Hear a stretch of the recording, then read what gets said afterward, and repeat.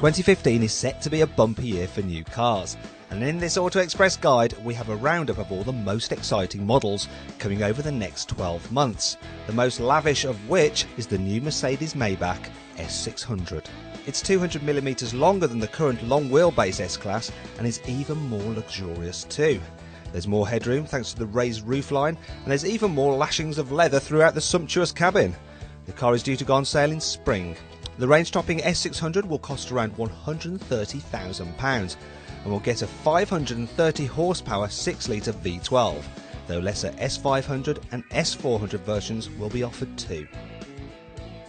The new Jaguar XE will appear on our roads in May, priced from just under £27,000, and give the British firm a long-awaited rival to the BMW 3 Series. From launch, the XE will be offered with a pair of 2-litre petrol engines and 2-litre diesel engines, the most economical of which can return around 75 miles per gallon and emit less than 100 grams per kilometre of carbon dioxide. There will also be a range-topping 3-litre supercharged V6 that can do 0 to 62 miles an hour in less than 5 seconds. The new BMW 2 Series convertible will arrive in the UK in time for the summer, priced from £29,000 for the 220i. All cars will get Bluetooth, DAB digital radio, sport seats, automatic air conditioning and a multifunction steering wheel as standard. The 2 Series convertible will get the same range of engines as the coupe, which means this time round there will be an M235i version capable of 0 to 62 miles an hour in just 5.2 seconds. The new Honda Civic Type R is perhaps the most hyped car of 2015. We've already been teased with 2 prototypes, and the road car is likely to keep most of their outrageous styling, including the huge rear wing. The road car will be unveiled at the Geneva Motor Show in March and go on sale shortly after, priced from around £30,000. Honda will also launch a new HR-V in 2015, almost a decade since the old one ceased production.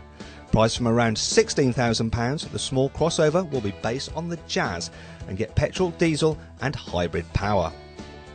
It's been 10 years since Volvo released the first XC90, and now this second generation model is bigger, better, safer and a lot more economical than before.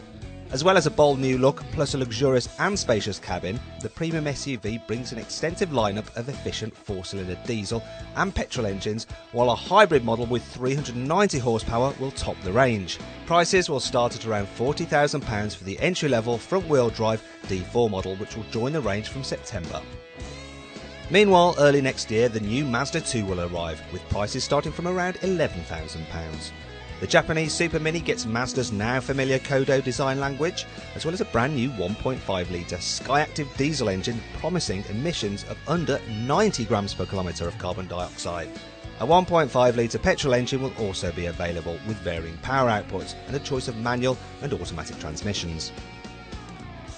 A little later in the year, Mazda's all-new CX-3 crossover will follow after the 2. It's a smaller brother to the CX-5 and will take on the Nissan Juke.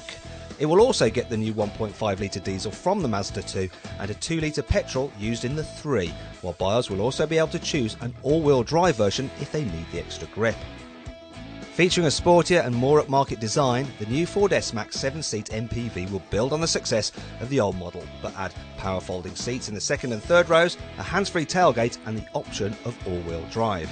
The new S-Max will start from around £24,000 and share its diesel and EcoBoost petrol engines with the Mondeo, the most popular of which will be the 148 brake horsepower 2-litre diesel. The Toyota FCV will go on sale early next year in Japan and America, but won't arrive in Europe until later in 2015. What's more, only 100 of the hydrogen fuel cell vehicles will be available at first, and should you manage to get on the waiting list, you'll have to stump up more than £60,000 for one, and don't expect an electric car style subsidy because despite having zero emissions, because the FCV isn't a plug-in vehicle, it doesn't get the grant. This is the new Mercedes GLE and it's effectively replacing the current ML. The GLE family will spawn both a conventional SUV and a BMW X6 rivaling coupe version.